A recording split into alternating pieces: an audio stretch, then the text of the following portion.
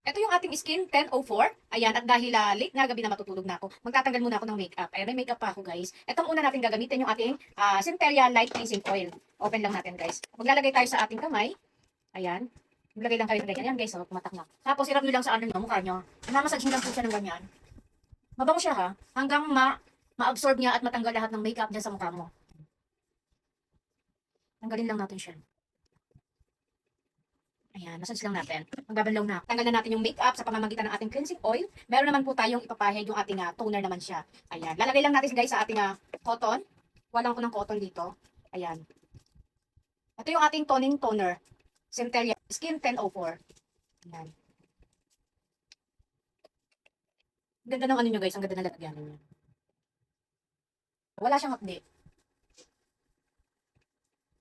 Ito naman yung ating sunod na ilalagay yung ating Centella Ampoule. Ayan. 2 to 3 drops lang po tayo ha. 2 hanggang 3 patak sa ating mukha. And then, pampakalma po ito at pampalakas ng ating skin barrier. Massage nyo lang siya guys. Ito yung ating cleansing oil. Pantanggal ng ating makeup. Irarab nyo lang yan. Gentle massage. And then, ito naman yung ating toning toner. Sunod po na gagamitin after neto. Ito naman ating Centella Ampoule ay pampatibay ng ating skin barrier. Ayan. At pampakalma ng ating skin. Okay? Kaya kung gusto mo mag-check out yan, may pa-previous po at mabilis lang yung deliver natin. Ilalagay ko na lang yung link sa video.